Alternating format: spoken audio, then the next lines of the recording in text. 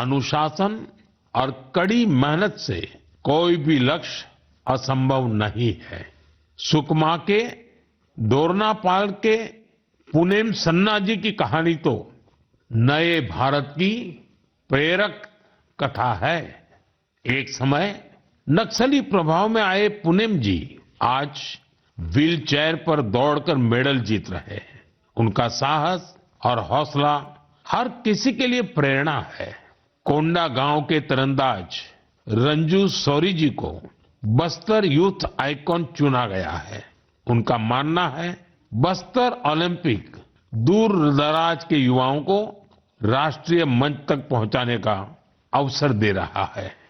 साथियों, बस्तर ओलंपिक केवल एक खेल आयोजन नहीं है, यह एक ऐसा मंच है जहां विकास और खेल का संगम हो रहा है, जहां हमारे युवा अपनी प्रतिभा को निखार रहे हैं और एक नए भारत का निर्माण कर रहे हैं। मैं आप सभी से आग्रह करता हूं, अपने क्षेत्र में ऐसे खेल आयोजनों को प्रोत्साहित करें। हैशटैग खेलेगा भारत जीतेगा भारत के साथ अपने क्षेत्र की खेल प्रतिभाओं की कहानियां साझा करें। स्थानीय खेल प्रतिभाओं को आगे बढ़ने का अवसर दें। याद रखिए, खेल से न केवल शारीरिक विकास होता है, बल्कि ये स्पोर्ट्समैन स्पिरिट से समाज को जोड़ने का भी एक सशक्त माध्यम है। तो खूब खेलिए, खूब खेलिए। मेरे प्यारे देशवासियों, भारत की दो बड़ी उपलब्धियां आज विश्व का ध्यान आकर्षित कर रही हैं। इन्हें सुनकर आपको भी गर्व महसूस होगा। ये दोनों सफलताएं स्वास्थ्य के क्षेत्र में मिली हैं। पहली उपलब्धि मिली है मलेरिया से लड़ाई में। मलेरिया की बीमारी 4000 वर्षों से मानवता के लिए एक बड़ी चुनौती रही है। आजादी के समय भी यह हमारी सबसे बड़ी स्वास्थ्य चुनौतियों में से एक थी। 1 महीने से लेकर 5 साल तक के बच्चों की जान लेने वाली सभी संक्रामक बीमारियों में मलेरिया का तीसरा स्थान है। आज मैं संतोष से कह सकता हूं कि देशवासियों ने मिलकर इस चुनौती का दृढ़ता से मुकाबला किया है। विश्व स्वास्थ्य संगठन WHO की रिपोर्ट कहती है, भारत में 2015 से 2023 के बीच मलेरिया के मामलों और इससे होने वाली मौतों में 80% की कमी आई है। यह कोई छोटी उपलब्धि नहीं है। सबसे सुखद बात यह है, यह सफलता जन जन की भागीदारी से मिली है।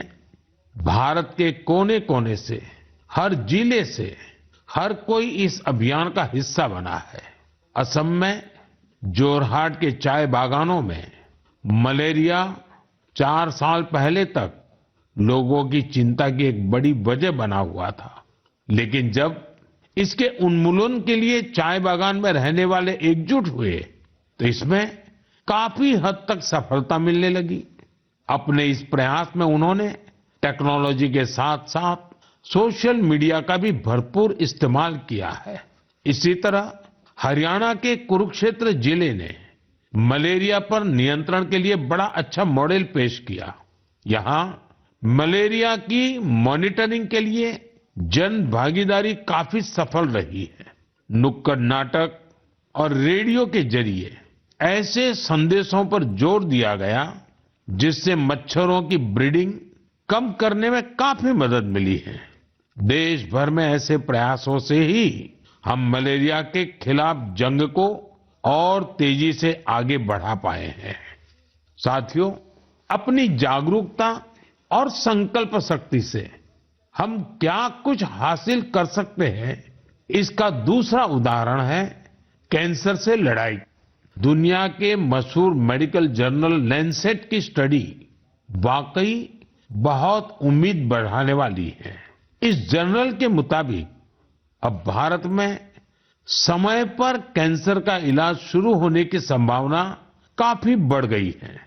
समय पर इलाज का मतलब है कैंसर मरीज का ट्रीटमेंट 30 दिनों के भीतर ही शुरू हो जाना और इसमें बड़ी भूमिका निभाई है आयुष्मान भारत योजना ने।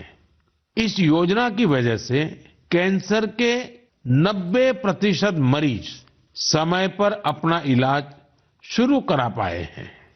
ऐसा इसलिए हुआ है क्योंकि पहले पैसे के अभाव में गरीब मरीज कैंसर की जांच में, उसके इलाज से कतराते थे।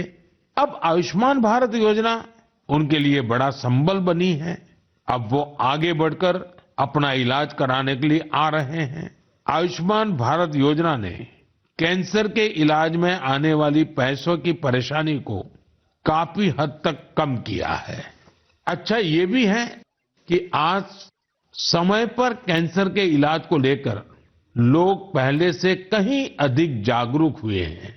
यह उपलब्धि जितनी हमारे हेल्थ केयर सिस्टम की है, डॉक्टरों, नर्सों और टेक्निकल स्टाफ की है, उतनी ही आप सभी मेरे नागरिक भाई बहनों की भी है। सबके प्रयास से कैंसर को हराने का संकल्प और मजबूत हुआ है। इस सफलता का क्रेडिट उन सभी को जाता है जिन्होंने जागरूकता फैलाने में अपना अहम योगदान दिया है। कैंसर से मुकाबले के लिए एक ही मंत्र है, अवेयरनेस, एक्शन और एश्योरेंस।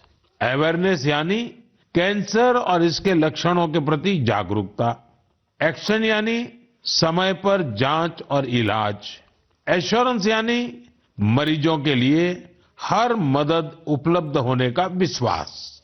आइए हम सब मिलकर कैंसर के खिलाफ इस लड़ाई को तेजी से आगे ले जाएं और ज्यादा से ज्यादा मरीजों की मदद करें।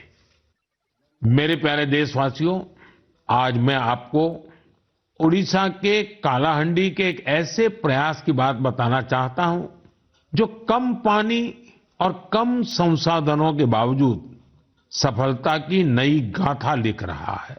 यह है कालाहांडी की सब्जी क्रांति। जहां कभी किसान पलायन करने को मजबूर थे, वहीं आज कालाहांडी का गोला मुंडा ब्लॉक एक वेजिटेबल हब बन गया है। यह परिवर्तन कैसे आया? इसकी शुरुआत सिर्फ 10 किसानों के एक छोटे से समूह से हुई। इस समूह ने मिलकर एक एफपीओ किसान उत्पाद संघ की स्थापना की, खेती में आधुनिक तकनीक का इस्तेमाल शुरू किया और आज उनका ये एफपीओ करोड़ों का कारोबार कर रहा है। आज 200 से अधिक किसान इस एफपीओ से जुड़े हैं, जिनमें 45 महिला किसान भी हैं। ये लोग मिलकर 200 एकड़ में टमाटर की खेती कर रहे हैं,